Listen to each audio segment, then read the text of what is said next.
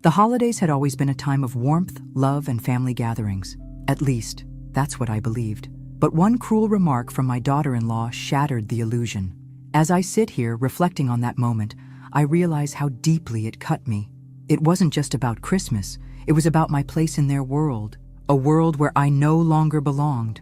But what happens when you've been pushed too far? When your heart breaks and you find the strength to rise again? This is my story, and trust me, it's one you won't forget. Subscribe now and let me know where you're watching from. This is only the beginning. I had never expected this. Christmas, the time of year when families come together, celebrating love and togetherness, or so I thought. It was my son, Daniel, who'd suggested I spend the holiday with them. His wife, Laura, came from a wealthy family, but I never thought that would be a problem. I'm just a simple woman, 74 years old, living quietly in my little house by the sea, surrounded by the sounds of the waves and my 2 cats. That had been enough for me. Peace, simplicity, and the memory of my late husband. I thought I understood my place in the world. I was wrong. That year, Daniel had decided to spend Christmas with Laura's family, in their lavish home. At first, I thought they were just being polite when they asked me to join them. But then Laura, with her icy, superior smile, spoke the words that would change everything. "You just don't fit in with my family, Sophie," she said, her voice dripping with disdain. "You're too old, too simple. It's just not the right setting for you." I stared at her, the woman who had married my son, the woman I had tried so hard to accept, even though she had made it clear she didn't care about me. I felt my throat tighten as she dismissed me like I was some inconvenience. And Daniel? He just stood there, silent, his eyes avoiding mine. It was as if he had already made his choice. His loyalty was with Laura, and I was no longer a part of their life. I wanted to argue, to fight back, but I couldn't find my voice. Instead, Daniel, my own son, told me in a soft voice, "I'm sorry. Mom, Laura thinks it's better if you don't come." And just like that, I was out. I wasn't welcome, alone. I didn't cry that night. I held back my tears, telling myself it was fine. I could spend the holiday alone. After all, I had my cats. But inside, something broke. I had been cast aside, a relic of the past, unwanted and unloved. The house felt emptier that evening. The silence seemed louder than ever. I tried to distract myself with my usual routine, but it wasn't the same without my son, without any of them. That night, my phone rang. It was one of my old friends, Margaret. She had heard about what had happened. "Sophie," she said, her voice warm and comforting, "we're coming over. Don't you dare sit there alone. We'll bring Christmas to you." And they did. Margaret, along with a few other friends who had shared so many of life's ups and downs with me, arrived later that evening, carrying food, laughter, and most importantly, company. As we sat around the table, eating and chatting, I mentioned the house of dreams that my late husband and I had worked so hard to buy, the beach house. It had always been my plan to leave it to Daniel. After all, he was my son. It was his legacy too. But in that moment, surrounded by my friends, I realized something. Maybe Daniel didn't deserve it. Maybe Laura didn't deserve it. I had worked my entire life for that house, and now it felt like they were taking more from me than just my place at the table. They were taking my dignity. One of my friends, Anna, looked at me with kind eyes. "Sophie, you've earned that house. You don't owe them anything, especially not after the way they treated you." Her words hit me like a punch to the stomach. It was as if I had been blind this whole time. I had thought that giving Daniel the house would be a gift, a way of showing him how much I loved him. But love was supposed to be mutual, wasn't it? And he didn't love me. Not in the way that mattered. I felt a spark inside me, a decision forming. I wasn't going to give him the house, not anymore. That night, after my friends left, I took a long, hard look at the will I had written years ago. It had always been for Daniel. But now, the thought of him inheriting it felt wrong. I wasn't going to let him take what wasn't his. It was mine, and I was going to take control of it. And so, the seed of revenge was planted. I would make them understand the cost of their cruelty. Sophie would no longer be the woman who was easily overlooked. The holiday wasn't just over for me. It was the beginning of something else. As I sit here, reflecting on that cold Christmas night, I wonder how I let things go on for so long. How did I let myself become invisible? Maybe I thought that family, blood, would always matter. But it didn't. Not to Laura. Not to Daniel. And as I prepared to change my will, to take back what was rightfully mine, I knew that it wasn't just the house I was reclaiming. It was my dignity, my power. What would happen next? Would Daniel fight me? Would Laura get her way? Or would I finally show them what happens when you push a mother too far? I couldn't wait to find out. The night that followed Christmas felt heavier than the one before. I sat by the fire, the flames dancing in the hearth, but I couldn't escape the coldness in my heart. As I stared into the flames, my mind kept returning to that moment. The sting of Laura's words, the chill in Daniel's voice when he repeated her cruel dismissal. I'd always known that Laura didn't particularly like me, but I never imagined it would go this far. To be treated as if I were invisible in my own son's life, it was too much. I had always prided myself on my independence. The house by the sea was a symbol of that. It wasn't just a home. It was a dream realized by me and my late husband. It was our sanctuary, the place where we built a life together, and where I had planned to spend my final years in peace. But now, it felt like something was being taken from me. Not just the house, but the love I had once given freely to my son. The loneliness was suffocating.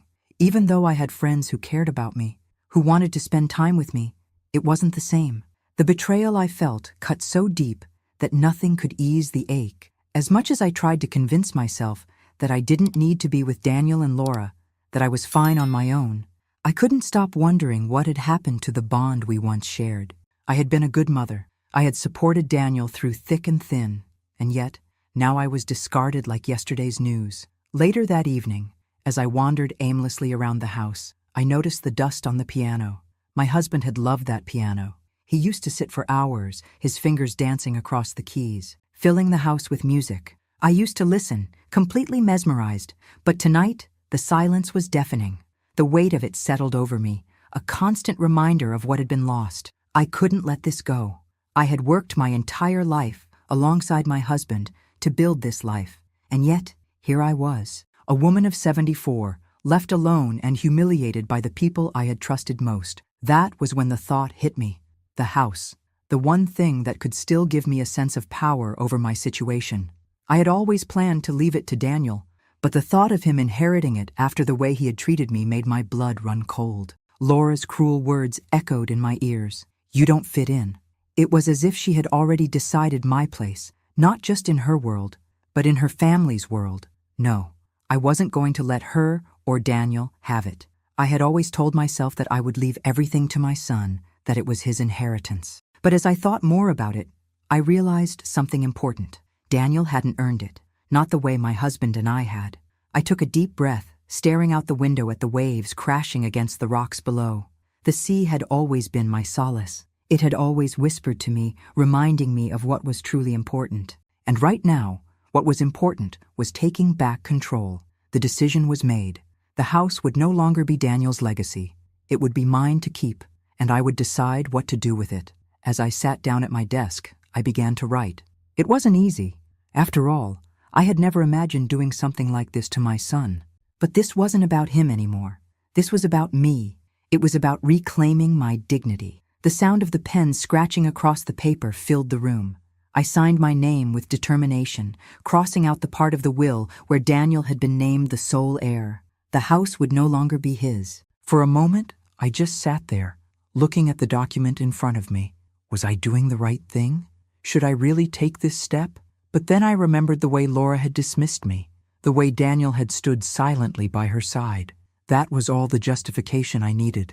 I took the will, folded it carefully, and placed it in the drawer. My heart was racing, but there was a strange sense of calm now. I had made my choice. It wasn't just about the house. It was about making a stand. The days that followed were full of quiet tension. Daniel and Laura hadn't tried to reach out again, and I didn't expect them to.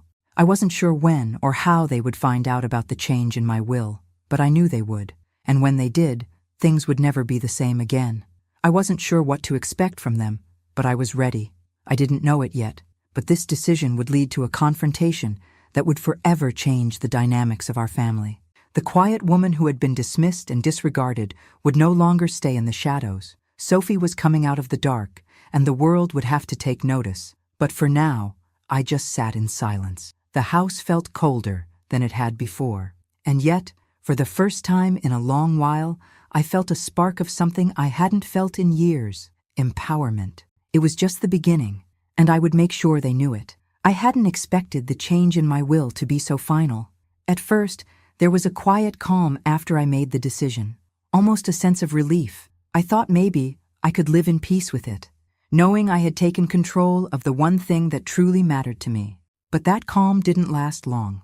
The day I received the call from my lawyer, I knew my quiet little world was about to be shattered.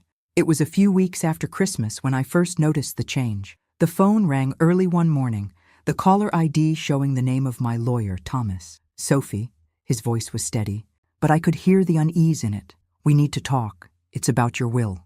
I felt my chest tighten. I had been expecting this, but now that it was happening, I realized I wasn't as prepared as I had thought. "What about it?" I asked, trying to sound calm, though my pulse quickened. There was a long pause on the other end. I think we need to review the document again," he said. "Something has changed, Sophie. I'm afraid I didn't catch it at first. There's a new clause in the will that we didn't discuss." I felt my stomach churn. "What are you talking about, Thomas?" He hesitated again. "I think you need to come in and sign some updated documents. It's about the estate, Sophie, and the house by the sea." I swallowed hard, the weight of the situation sinking in. I knew then that my son Daniel had found a way to get to Thomas. I couldn't imagine how, but it was clear that somehow my decision had been tampered with. It wasn't a coincidence that Thomas now sounded so nervous. Something wasn't right. I could feel it in my bones. I decided to go to his office immediately. The drive felt endless. I gripped the wheel tightly, my mind racing. What had they done? What had Daniel and Laura done? I had trusted Thomas. I had always felt secure in his professionalism, but now I was beginning to doubt everything. When I arrived at his office, Thomas was waiting for me, a tense smile on his face. He led me into his private office, and we sat down across from one another. "Sophie, I need to explain," he began, his voice uncharacteristically soft. I didn't realize at first, but your son, Daniel, he's been coming in, asking for changes. I've been making them, and I didn't question it." I felt my heart drop to my stomach. "What do you mean? You've been changing my will without telling me?" I could barely speak the words. My blood was boiling. He lowered his eyes, unable to meet my gaze. "I'm sorry, Sophie. He insisted that you would want these changes, that the house should go to him, that it was what you'd always planned." I felt a sickening realization wash over me. Daniel hadn't even bothered to confront me directly.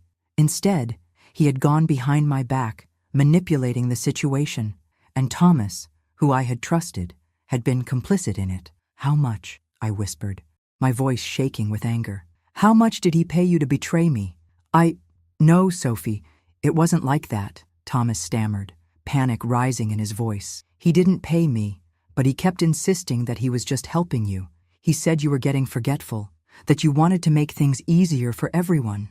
And I didn't want to question it. I should have, but I didn't." I stared at him, disgusted. He was barely able to meet my gaze. My lawyer, someone I had trusted to keep my interests safe, had been swayed by my son's words. I stood up abruptly, knocking the chair back. "This is over, Thomas. I don't trust you anymore." He looked panicked, his hands raised. "Please, Sophie, let me fix this. Let me—" But I was already heading for the door. I had to get out of there. The betrayal, the lies, the manipulation, it all hit me like a wave, crashing over me. I was being erased. My son, the one person I had done everything for, was taking everything from me, piece by piece. I got into my car, slammed the door, and took off, my hands trembling on the wheel. I drove aimlessly for a while, my thoughts a whirl of rage and disbelief. Daniel and Laura had thought they could just take my life's work. They had underestimated me. As I drove, I thought about the house, thought about the one thing that had always been mine, the one thing that tied me to a past I would never forget. I couldn't let them have it, not after everything they'd done. When I returned home, the weight of what had happened settled heavily on me. It was clear now. I couldn't trust anyone. My son had taken a step that I couldn't undo, but I could stop him. I spent the rest of the day alone, thinking, plotting. The will could be changed again. I'd find another lawyer, one who would help me restore what had been taken. Daniel and Laura had no idea what they were up against. They had pushed me too far. I wasn't going to back down. It was time for me to take control. And this time, there would be no compromises. The days that followed were a blur of frustration and quiet anger. I had already started looking for a new lawyer. I wasn't going to let Daniel and Laura get away with this. The more I thought about it, the more the weight of their betrayal crushed me. How could they be so callous? My own flesh and blood. It hurt in a way that I hadn't expected, so deep, so personal, that it felt like something inside me was unraveling. But I had to stay focused. I couldn't let them win. I wasn't going to let them take the one thing that I had worked for, that I had fought for so many years. My husband's legacy, our legacy. The phone call came 3 days later. It was Daniel. His voice, thick with anger and perhaps a touch of guilt, echoed through the phone. "Mom, I need to talk to you. I know things have been difficult between us, but this isn't right. You need to fix the will. You can't just take the house away from me and Laura." I didn't even let him finish. "You think you can just walk back into my life and talk to me like everything is fine?" My voice trembled, but I held my ground. "You've already tried to steal from me once. What makes you think I'll give in this time?" Daniel was quiet for a long moment. Then, in that soft, pleading tone he always used when he was trying to manipulate me, he spoke again. "It's just the house, Mom. It's not about the money. It's about family. You've always said we should take care of each other. This is a family home. I thought you would want us to keep it." I could feel my blood pressure rising. "You thought wrong," I snapped. "This house is mine. It's been mine long before Laura ever came into the picture, and it will stay mine. You don't get to take it from me just because you're married to someone with a silver spoon in her mouth." He tried again, his voice rising with frustration. "Mom, this isn't fair. You can't just change everything like this. You know it's what Dad would have wanted." At that, my heart cracked. He had used my late husband's memory to guilt me, as if I didn't know what my husband would have wanted, as if I didn't know my husband's dreams as well as I knew my own. But what hurt the most was how easily Daniel had fallen into line with Laura. They'd made their plans, and I was nothing more than an obstacle in their way. "You don't know what Dad would have wanted," I said, my voice barely above a whisper. "You think this is about money? It's not. This is about respect, and you've lost mine." There was a long silence. Daniel, who had never been good at handling confrontation, was quiet on the other end. But when he finally spoke again, his words cut through me like a knife. "Mom, if you don't change your mind, I'll have to take action. I'll go to court. I'll make sure I get what's mine. This house should be ours, not just yours." I could hear the resolve in his voice, and it was the final straw. I wasn't surprised, but hearing him say it so bluntly, he would fight me, take me to court, and tear apart our family for the sake of a house, made my blood boil. "I'll see you in court, Daniel," I said, my voice sharp, cold. "And don't you dare call me again until you've made up your mind about whether you want a mother or a piece of property." I hung up before he could respond, throwing the phone down on the couch beside me. Tears of rage welled in my eyes, but I refused to let them fall. I wouldn't give him that satisfaction. No, I was done being weak, done being the one to always give in. I wasn't going to let him use me anymore. That night, I sat down and started to gather everything I needed. I made a list of documents I had to take with me to the new lawyer, made sure I had every bit of paper that could prove my right to the house. I wasn't going to let Daniel win. Not now. Not ever. The next morning, I walked into the office of a new lawyer, a young man named Richard. His energy was a stark contrast to Thomas's. He was eager, determined, and sharp. He listened carefully as I laid out everything that had happened. As I spoke, I realized how much I had been holding back. The anger, the hurt, the frustration, it all came out in one rush of words, but Richard just sat there, nodding along, his face full of sympathy. "Don't worry, Sophie," he said when I finished. "You've got a strong case. If your son wants to fight, we'll fight, but we're going to do it the right way." It was the first bit of reassurance I had gotten in weeks. For the first time, I felt like someone was on my side. But even as I left Richard's office, I knew this wasn't going to be easy. Daniel and Laura wouldn't give up easily, not when they had already tasted what they thought was theirs. I had no idea how far they would go to get what they wanted, but I was ready to find out. Later that evening, as I sat in my living room, I felt a strange sense of calm wash over me. I had a plan now. I had a lawyer I could trust, and I had something they could never take from me, the truth. Whatever happened next, I was done being the victim. I was ready to take back what was mine, and I would make them regret ever crossing me.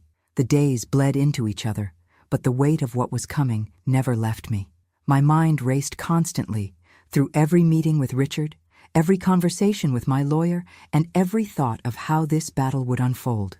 I was preparing for war, but I knew it would be a long, painful fight. Daniel's words had echoed in my ears, each one sharpening the resolve in my chest.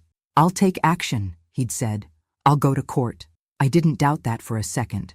He wasn't the boy I raised anymore. The man standing before me was cold, calculating, willing to tear down everything for his own benefit.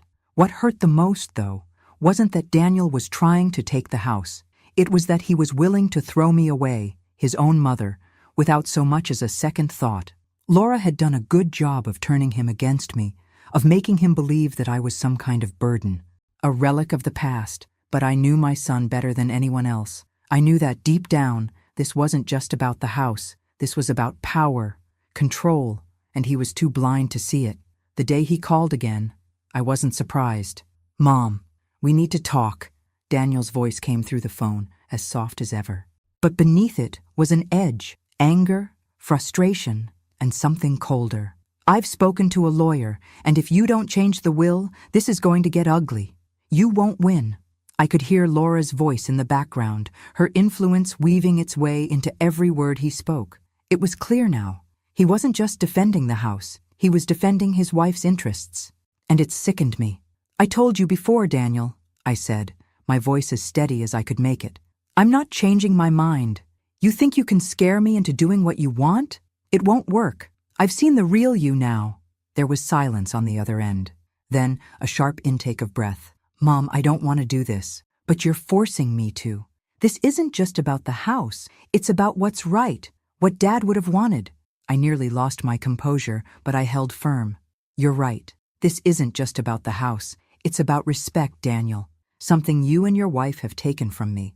Something I won't give up without a fight. I'm not asking you to give it up." Daniel's voice was strained, like he was trying to keep his emotions in check. "But I'm telling you, you'll lose in court.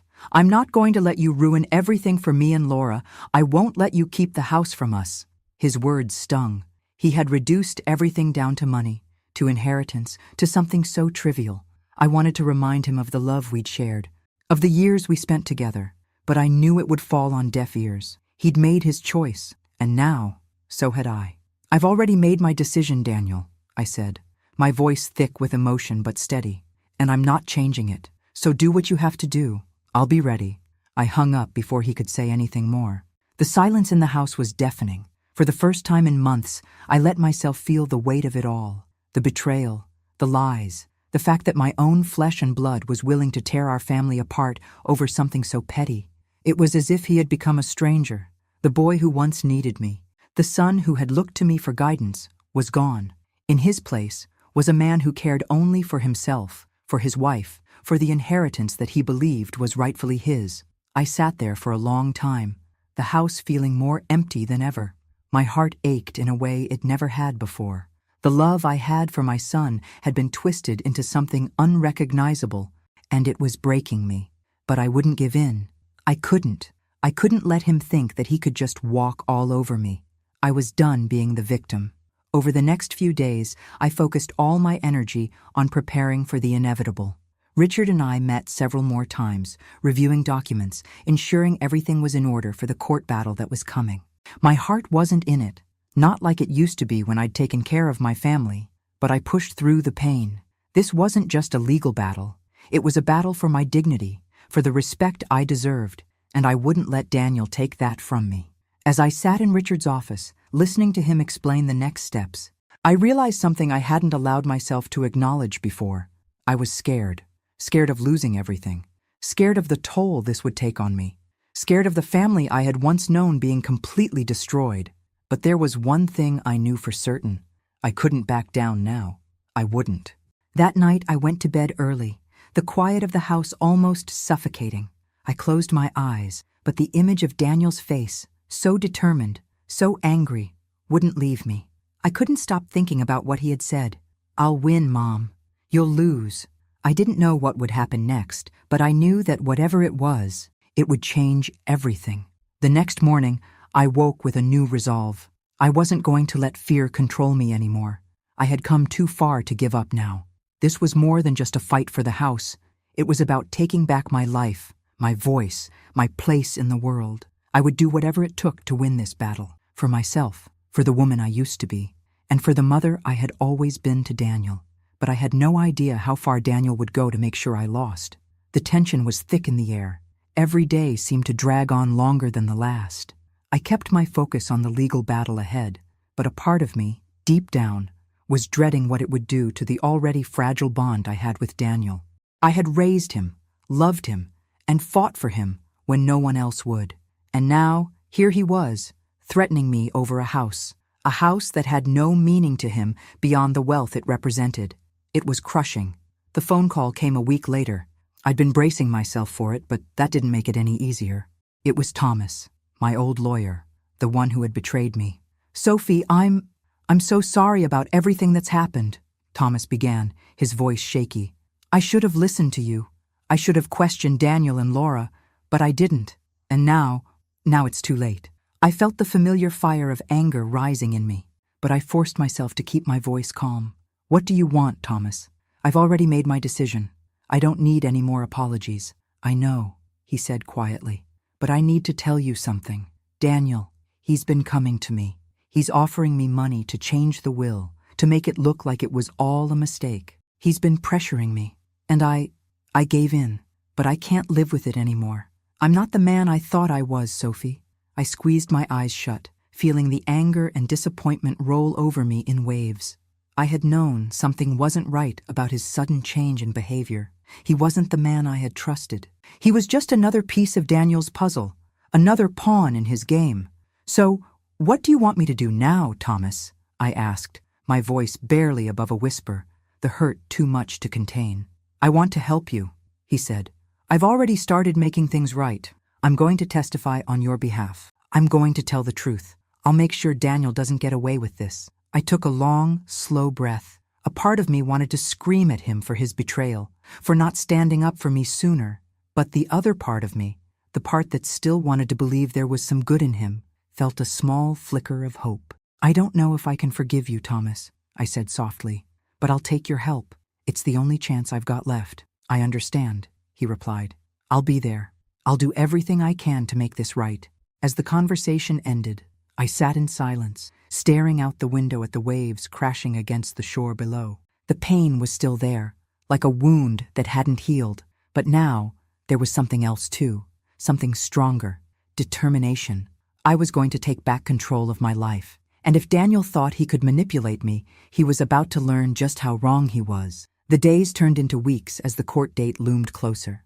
I met with Richard, my new lawyer, more times than I cared to count. He worked tirelessly on my case, poring over documents, building the evidence, preparing for the battle that was about to unfold. But even with all the preparation, I couldn't help but feel the weight of what was at stake. Daniel's threats still echoed in my mind. He was determined to take everything from me, my home, my dignity, my future, but I wasn't going to let him. I had already lost so much, but I wasn't going to lose this fight, not after everything he'd done. The night before the court hearing, I couldn't sleep. I kept replaying everything in my head, the way Daniel had dismissed me, the way Laura had undermined me at every turn. I could still see their faces, their smug expressions as they tried to strip away everything I held dear. But I wasn't just going to give up. I had made my decision, and I was going to see it through. I spent that night in quiet contemplation, looking out at the ocean as the wind whispered through the trees. The sea had always been my refuge, a place where I could find peace, even when the world around me felt like it was crumbling. But tomorrow, it would all change. The house, the will, the battle, it would all come to a head. I took one last look at my home, the place where I had spent so many years of my life. It was mine. It always had been. And no one was going to take it from me. The morning of the court hearing arrived, cold and gray, as if the sky itself understood the weight of what was about to unfold. I stood in front of the mirror, staring at my reflection, trying to steady my nerves. My hands trembled slightly as I adjusted the collar of my jacket. the weight of the impending battle settling heavily in my chest. Today wasn't just a fight for a house. It was a fight for my dignity, a fight for my right to be heard, to be seen, to be respected. The house, my home, had been more than just a building to me. It had been a symbol of everything my late husband and I had worked for. It was where we had built our lives, where we had laughed, cried, and loved. But now it had become a battleground, the prize in a war that had been thrust upon me by the very people I had once trusted most. I took a deep breath, trying to steady my nerves, and grabbed my purse. As I made my way out of the house, I couldn't help but glance back at it one last time. I wasn't sure what would happen today, but I knew one thing. I wouldn't give up without a fight. The drive to the courthouse felt like it took forever. Each turn, each mile, was another reminder of what was at stake. I thought about Daniel, about Laura. I thought about all the years I had spent raising my son, loving him, supporting him, and how quickly they had discarded me. It hurt more than I could ever explain, but I had no time for self-pity. This was war, and today I was going to win. When I arrived at the courthouse, I was greeted by Richard, my new lawyer. His presence gave me a small sense of comfort, though I could see the same tension in his eyes that I felt in my own chest. We exchanged a few words, but I could tell that he was focused on the task ahead. This wasn't going to be an easy fight, but we were ready. The courtroom was already crowded when we entered. Daniel and Laura were seated across the room, their expressions cold and distant. I could see how tightly Laura gripped Daniel's hand, as if she were trying to reassure him that they would win. But I wasn't worried. I had seen the cracks in their carefully constructed world.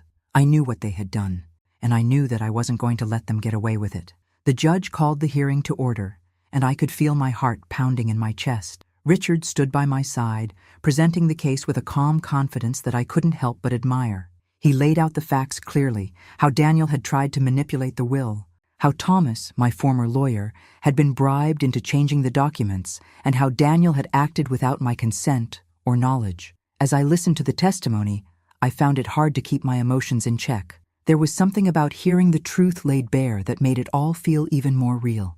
Daniel had taken so much from me, but today he would be held accountable. When it was my turn to speak, I stood up, my legs unsteady but my voice strong. I took a deep breath and looked across the room at my son and daughter-in-law, who were now staring at me, their faces a mixture of disbelief and contempt. "I didn't expect this," I began, my voice unwavering. "I didn't expect that my own son would try to take something that wasn't his, something that I worked my whole life for. But more than that, I didn't expect him to throw me away, to think so little of me that he would try to erase me from his life." I could see Daniel's eyes flicker, but he didn't say anything. Laura, however, scoffed, crossing her arms in defiance. "I raised him," I continued, my voice louder now, filled with the pain of years of sacrifice. "I loved him, and for years I gave him everything I had, and yet now I'm just a convenience to be discarded when it no longer suits him. This house is not just a building, it's a symbol of everything my husband and I worked for, and I won't let him take it from me. Not like this." The courtroom fell silent. I could feel the weight of everyone's eyes on me. I had said what needed to be said, and now I would wait. Richard stood beside me, his eyes filled with a mixture of pride and determination. He knew that this was the moment I had been waiting for, the moment when I stood up for myself. Daniel and Laura exchanged a brief look, their confidence shaken. I could see the cracks now, the doubt creeping in. They had underestimated me. And now I had them exactly where I wanted them. The judge turned his attention back to the room. "I'll take this matter under consideration," he said, his voice authoritative. "You will all be notified of my decision within the next few weeks. Until then, I suggest you all refrain from further actions regarding the estate." I stood there for a moment, the weight of the words sinking in. It wasn't over yet, but I had done everything I could to ensure that justice would prevail. I had made my stand, and no matter what happened, I knew I would walk out of that courtroom with my head held high. Daniel and Laura stood to leave, their faces tight with anger. They hadn't won yet, but I could see it in their eyes. They knew they had lost the battle. As we walked out of the courthouse, Richard placed a hand on my shoulder. "You did well, Sophie. We've got a good chance." I nodded, but a part of me still felt like I was holding my breath. It wasn't over. Not yet. But I had made my decision, and I wasn't going to back down. And somewhere, deep inside, I knew I had won something even more important than the house. The days that followed the court hearing were like an eternity. It felt as if time itself had slowed down, stretching into endless moments of uncertainty. I knew the judge's decision wouldn't come immediately, but the waiting was torture.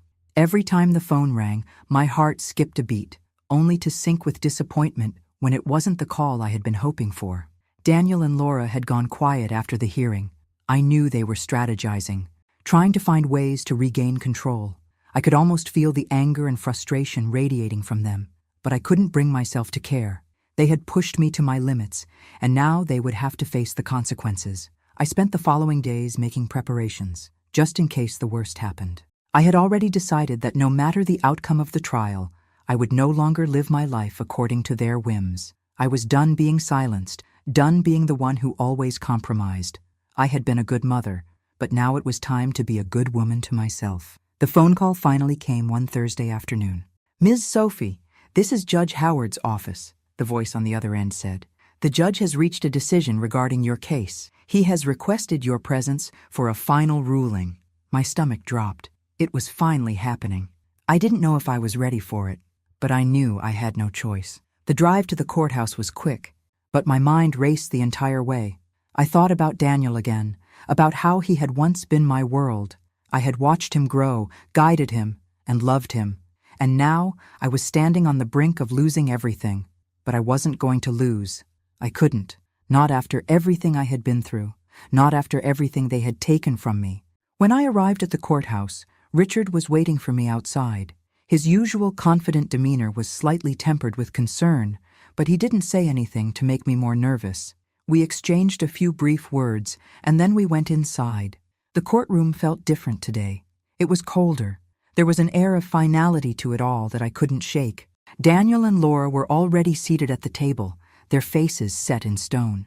They didn't look like the same people who had once been a part of my life. They were strangers now, people I barely recognized, people who had shown me nothing but contempt. I sat down in my usual seat, trying to ignore the way my heart raced in my chest. Richard stood beside me, his hand resting gently on my shoulder for support. The judge entered, and the room went quiet. Judge Howard, a tall man with a stern expression, took his seat and looked at both parties. His gaze lingered on me for a moment before he began speaking. "I've reviewed the evidence presented by both sides, and I've taken into account the testimonies of all involved. It is clear that the actions taken by Daniel and his legal counsel in this case were inappropriate." I felt a slight shiver run down my spine as I heard those words. It was happening. The tide was turning. "However," Judge Howard continued, "I also recognize that Sophie, as the mother, has every right to determine what happens to her property during her lifetime. The house in question—" He looked at the documents in front of him, then back at us. "The house in question will remain under Sophie's name. The change to her will is valid, and it is not to be contested further by Daniel or his wife." I felt a breath leave me, though I hadn't realized I'd been holding it. My chest tightened with a mixture of relief and disbelief. This was it. They had lost. The judge's gavel struck, signaling the end of the hearing. But it didn't feel like a victory. Not entirely. It felt like something had shifted in me. For the first time in months, I wasn't the woman being manipulated. I wasn't the one who had to step aside and let others dictate my fate. Daniel's face was a mixture of fury and disbelief. He opened his mouth to speak, but nothing came out. Laura's eyes blazed with anger as she shot daggers in my direction, but she said nothing either. Richard turned to me, his voice low. "We've won, Sophie." For a moment, I couldn't speak. I just stared at the judge, processing the words he had said. My heart, which had been pounding in my chest for what seemed like an eternity, slowly began to calm. I felt like I could breathe again. As we left the courtroom, Daniel and Laura didn't even glance at me. They stormed out, their shoulders stiff with anger. I felt no triumph, no satisfaction, just a quiet certainty that the right decision had been made. They couldn't take what was mine anymore. They couldn't take me away from my own life. When I returned home that afternoon, the house felt different. The weight of the battle was finally over. The air was clearer, the house quieter, and the peaceful solitude I had once found here was beginning to return. But as I stepped into my living room and glanced around at the life I had built, I knew that this victory wasn't just about the house. It was about reclaiming my own identity, my own strength. I had fought for myself, and now I would live for myself. The phone rang again, and this time I wasn't afraid to answer it. Sophie. Richard's voice was calm, but there was a note of warmth in it. You did it. I just wanted to say, you were incredible. We'll make sure everything is squared away with the documents. I smiled softly. Thank you, Richard. You've been more than just a lawyer. You've been my ally when I needed one most. We ended the call, and I sat back in my chair, the weight of everything that had happened settling over me. The fight was over, and for the first time in a long time, I felt at peace. It's strange, the way life continues to move forward, even after a moment that feels like it should change everything. The court case was over. The house was mine. But for the first time in years, I felt like I wasn't fighting for a place in the world anymore. I had fought for control, for my dignity, for my future. But now that it was all behind me, I was left standing in the quiet aftermath, wondering what came next. The silence in the house felt like a presence of its own. There was no longer the looming tension of the court case hanging over me. But still, something was missing. The joy I thought I'd feel once the dust settled never arrived. Instead, a strange emptiness began to creep in. The first few days after the court hearing were the hardest. My phone was quieter than it had ever been. No calls from Daniel. No angry texts from Laura. It was a hollow victory. What good was winning if you lost the people who mattered most in the process? I found myself staring out the window more than I ever had before. The sea, which had always been my sanctuary, felt distant. The waves were no longer comforting, their rhythmic crashing against the shore now a reminder of everything I had lost. Not just the house, not just the inheritance, but the relationship with my son. I had stood my ground, yes, but I had also lost him in the process, and that hurt more than any loss of property ever could. One evening, as I sat in my living room, the silence grew unbearable. The house felt too large, too empty. The weight of the space around me was oppressive. I reached for the phone and, for the first time in weeks, called one of my friends. Margaret had been there for me when everything had fallen apart, and she always knew the right thing to say, even when I didn't. Sophie, she answered, her voice warm and comforting. How are you holding up? I took a deep breath before responding, trying to find the words. It's over, Margaret. The court case. They lost. The house is mine, but it feels empty. Margaret paused on the other end of the line, and I could hear the wheels turning in her mind. I know you're hurting, but Sophie, you fought for this. You fought for your dignity, for your life. I'm proud of you. I know, I said, my voice cracking. But what good is all of this if it's just me here? If I'm left with this house and nothing else? There was a long silence before Margaret spoke again. Her voice filled with understanding. You're not alone, Sophie. You have your friends, and you have your life. It's not about the house or the inheritance. It's about what you do with the time you have left. Her words hit me harder than I expected. I had spent so much time fighting, so much time focused on the past, that I had forgotten to think about the future. I had forgotten to think about what came next. You're right, I whispered, the weight lifting slightly from my chest. I've spent so long holding on to what's gone. I think it's time to let go. Margaret smiled, her voice soft but firm. You've already won, Sophie. Now it's time to live. Live the way you want to, without all the baggage, without all the anger. Go to the beach, take walks, take up a new hobby. Let yourself breathe again. That night, after our conversation, I sat in silence, thinking over Margaret's words. Slowly, I realized that she was right. I had fought for control, but now I needed to fight for something else, for peace, for myself. I made a decision. I was going to stay in the house, but I wasn't going to let it be a symbol of everything I had lost. It was going to be a place where I could rebuild. I had a lifetime of memories here, some painful, some beautiful, but it didn't have to be a prison.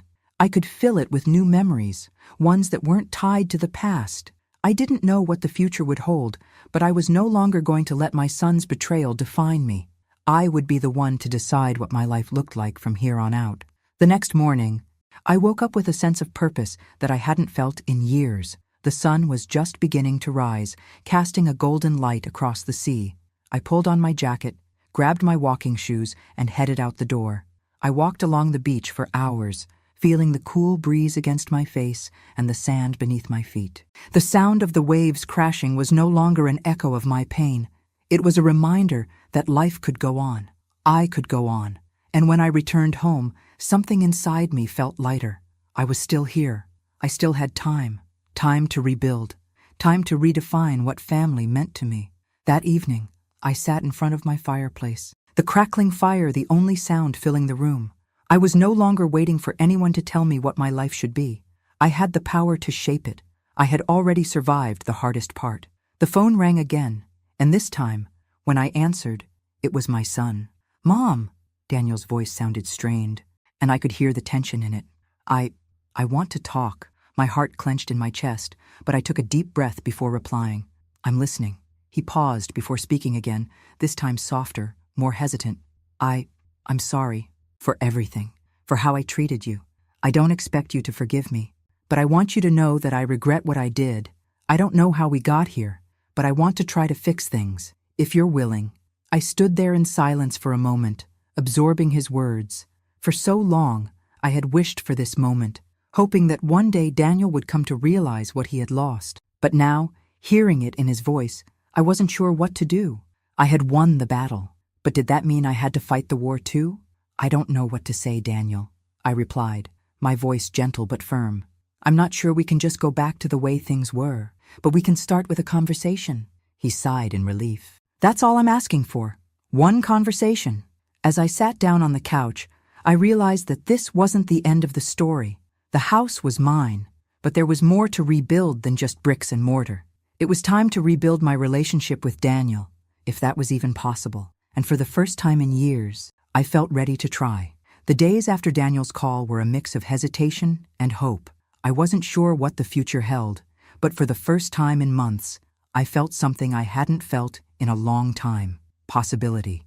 A small spark of it. The idea that perhaps, just perhaps, there could be a way back from the distance that had grown between us. I spent the next few days thinking about everything that had happened. About the court case, about the betrayal, about the long stretches of silence between me and my son. But I also thought about the memories, the good ones, the ones before Laura had come into the picture, before everything had started to change. I tried to remember what it was like when Daniel would run to me for comfort, when his laughter filled the house, before the greed, before the manipulation. I had no idea if I was ready to forgive him, but I knew one thing: I wasn't ready to close the door completely. The following Saturday, Daniel called again. This time there was an urgency in his voice that hadn't been there before. "Mom," he said, his words rushed. "Can we meet? In person? I know it's been a while, but I think it's time." I agreed, setting a time and place to meet him. As I hung up the phone, a flood of emotions washed over me. What did I want from this conversation? What did I need? I didn't know if I wanted to go back to the way things had been, but I was willing to listen. I arrived at the cafe early, sitting at a table by the window, watching the world outside. It was one of those crisp mornings when everything feels possible, when the world is still new and full of potential. But inside, I felt the weight of the years between us. I could already feel the knots in my stomach, the uncertainty of what would happen next. And then, he walked in. Daniel looked different, not in a physical sense. He still had that same broad frame and the same familiar, easy smile, but there was something else. A weariness in his eyes that wasn't there before, a heaviness that made me wonder just how much he had been carrying. He approached the table, his usual confidence tempered with a vulnerability I hadn't seen in him in years. "Hey, Mom," he said softly as he sat down across from me. "Hey," I replied, forcing a smile that didn't quite reach my eyes. "You're looking good." He nodded, but his eyes never left mine. "I know this isn't easy, but I've been thinking about everything, and I'm sorry. I can't take back what I did. I can't undo it, but I can try to make it right." I felt a lump form in my throat, but I swallowed it down. This wasn't about me being emotional. This was about hearing him out, hearing what he had to say. I had already decided that I wasn't going to get wrapped up in anger anymore, but that didn't mean I could just forget everything. "I don't know if you can, Daniel," I said quietly. "I don't know if we can just pick up where we left off." "I don't expect that," he replied, his voice low. "But I don't want to lose you. I don't want us to be strangers. I've been so blinded by everything, by Laura, by the house, by all the things I thought I needed, and I I lost sight of what mattered most. His words hit me hard. I had heard all the excuses before, but this time it felt different. He was no longer trying to justify his actions. He was acknowledging them. And that meant something, didn't it? "I've been angry for so long," I said, my voice shaky. "I've been angry at you, at Laura, at myself, and I still don't know if I can forgive you. But I'm willing to try, for both of us." Daniel's eyes softened. He reached across the table, his hand resting on mine. "I don't know if I deserve your forgiveness, Mom, but I'm here. I'll be here, no matter what. We don't have to fix everything in one conversation, but I want to try. I want to earn back your trust." The sincerity in his voice caught me off guard. I hadn't expected this. I had expected more resistance, more defensiveness. But here he was, willing to meet me halfway. And for the first time in a long time, I saw the son I had raised. Not the one who had been blinded by greed and manipulation, but the one who had once loved me unconditionally. We spent the next hour talking, not about the house, not about the inheritance or the court case, but about the things that had mattered once, memories, shared moments, things we had lost sight of. Slowly, painfully, the distance between us began to shrink. I still didn't know what the future held for us, but I could feel something shift, a small, fragile bridge being built. As we stood up to leave, Daniel hugged me tightly. "I'm so sorry, Mom," he whispered. "I love you." The words were simple, but they held so much weight. I could feel the tears welling up, but I held them back. I wasn't ready to let go of the past entirely. But maybe, just maybe, I was ready to move forward, to see where this new version of our relationship could go. When I left the cafe, the world felt a little lighter. I still had a long road ahead of me, and I didn't know if everything would work out, but I felt a flicker of hope that I hadn't felt in years. It wasn't over, but maybe it didn't have to be. The weeks that followed that meeting with Daniel felt like a delicate balance, a slow unfolding of trust that had been long broken. It wasn't a quick fix, and I knew it wouldn't be. There was no magic word, no perfect moment that would instantly heal the wounds we had inflicted on each other. But there was something in that conversation, something real and raw, that made me believe there was hope for us. Maybe not the way things were before, but a new beginning, if we were both willing to work for it. I spent the days reflecting on that conversation, revisiting my feelings of hurt and anger, but also allowing myself to feel something else, the tiniest spark of hope. I realized that forgiveness wasn't about erasing the past. It was about letting go of the weight it had carried for so long. And though I didn't know if I was ready to forgive Daniel completely, I was ready to try, to open the door, to just a crack, and see if we could rebuild. Daniel called a few days after our meeting. His voice was tentative, unsure, but there was a sincerity in it that I hadn't heard in years. "Hey, Mom," he said. "I know it's been a few days, but I wanted to check in. How are you?" It was a simple question, but it felt like a gift, a step forward. "I'm okay," I replied, my voice steady but warm. "How about you?" I'm trying," he said, almost apologetically. "I know I've messed up a lot, and I'm not expecting everything to change overnight, but I don't want you to feel like I'm just going to disappear again." I felt a soft knot loosen in my chest. "I don't want that either," I said quietly. "I don't know where this goes, Daniel, but I'm willing to take it one day at a time. Are you?" There was a pause on the other end of the line, and then, his voice, full of emotion, "Yeah, I am. I just want to make it right." We spoke for a while longer, sharing small talk, nothing deep, nothing heavy, but that's what we needed. We needed the small steps, the quiet rebuilding of something that had been shattered. The phone call ended with a promise. We'd talk again soon.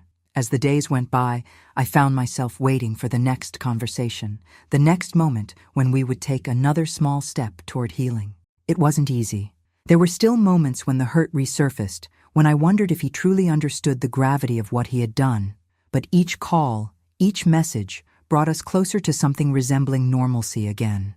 One afternoon, Daniel surprised me by showing up at my doorstep. He was holding a small bouquet of flowers, nothing extravagant. Just a simple gesture, but it was enough to melt something inside me. "I know I can't make up for everything," he said as I opened the door, "but I wanted to do something, to show you I'm really trying. I know I can't take back what I did, but I can start here." I looked at the flowers, then at him, and for the first time in a long time, I saw my son. Not the man who had been blinded by greed, Not the one who had abandoned me, but the boy I had raised, the man who was beginning to show up for me again. "I'm not asking for you to forget, Mom," he continued. I want you to know that I'm here, and I'm going to keep trying." I nodded, a lump forming in my throat. I hadn't expected this. Not so soon. Not after everything. But as I took the flowers from him, I realized something. Maybe it wasn't about forgetting the past. Maybe it was about acknowledging it, facing it together and moving forward, one step at a time. "I'm not ready to forgive everything, Daniel," I said, my voice thick with emotion. "But I'm willing to try. I'm willing to let you show me." He smiled, a small but sincere smile. "That's all I'm asking for, Mom. A chance." We stood there in the doorway for a moment, neither of us knowing exactly what would happen next. But for the first time in what felt like forever, I wasn't scared. Maybe that was the first real step toward healing, just allowing ourselves to try, even when we weren't sure where the road would take us. A few weeks later, Daniel invited me to dinner. Just the two of us. No Laura, no pressure, just us. It wasn't a grand gesture. It wasn't an apology wrapped in words. It was a dinner, a conversation, a chance to simply be mother and son again. And as I sat across from him, listening to his voice as he told me about his life, his job, his struggles, I realized something important. We were both different. We had changed. But maybe that wasn't a bad thing. Maybe we could still find our way back to each other. It wouldn't be the same. It couldn't be. But we could build something new from the ashes of what had been destroyed. By the time dinner was over, I felt a sense of peace I hadn't felt in years. It wasn't perfect, but it was real. And for the first time in a long time, I felt like I had my son back. The road ahead wasn't going to be easy. I knew that. But for the first time in months, I felt like I could take the next step, and that, in itself, was enough. The next few months were filled with the slow, steady rhythm of rebuilding, not just a house, but a life, a family. After the dinner with Daniel, there were many more conversations, many more moments of vulnerability and growth. The road wasn't smooth. There were setbacks, moments of discomfort when old wounds would resurface. But little by little, we began to find our way back to each other. Daniel began to call more often. Sometimes it was to talk about small things, work, his friends, his day. Sometimes it was to ask for advice. It wasn't always easy for either of us, but I started to realize that this was how it was supposed to be. This wasn't about fixing everything at once. It was about learning how to live in the mess, how to forgive ourselves and each other for the mistakes that had been made. One day, a few months after our first conversation, Daniel came over with a small box in hand. I was in the kitchen, preparing dinner, when I heard his voice calling from the living room. "Mom, you got a minute?" I wiped my hands on the dish towel and walked into the living room, surprised to see him standing there, looking a little nervous, holding the box in his hands. "What's this?" I asked, a little confused. I hadn't expected any gifts. Not from him, not after everything. "I just wanted to give you something," he said, holding the box out to me. "Something to show you I'm serious about trying." I took the box from his hands, feeling the weight of it. When I opened it, I found a small, delicate silver necklace with a pendant shaped like a heart. It was simple, but beautiful. A quiet gesture, but one that spoke volumes. "I saw this," Daniel continued, "and it made me think of you, about everything we've been through, about the fact that you've always had my heart, even when I didn't deserve it. I don't know if this makes up for everything, but I wanted you to know I'm not giving up on us." Tears welled up in my eyes as I stared at the necklace. It wasn't the gift that mattered so much. It was the meaning behind it. Daniel was trying. He was showing up, not just for me, but for himself, for us. I could barely speak, but I nodded and hugged him tightly. "Thank you, Daniel. I don't know if I'll ever be able to forgive everything completely, but I'm so proud of you, and I'm proud of us." From that moment on, things continued to improve between us. There was still work to be done, still scars to heal, but the foundation had been rebuilt. Slowly, we found our way back to each other, no longer trying to return to what we had been, but building something new, something more honest. As for me, I learned a valuable lesson in those months. I had spent so much time fighting, so much time holding on to what was, that I had forgotten to look forward, to live in the present, to allow space for growth and change. The house, the legacy of my late husband and me, and no longer felt like a burden. It had become a home again, a place where I could find peace. I spent my days focusing on the things I enjoyed. The mornings were for walks on the beach, the afternoons for reading and cooking. I reconnected with old friends, took up new hobbies, and started letting go of the anger that had weighed me down for so long.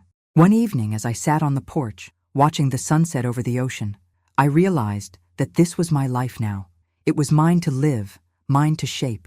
I wasn't defined by my past, by my mistakes, or by the people who had hurt me.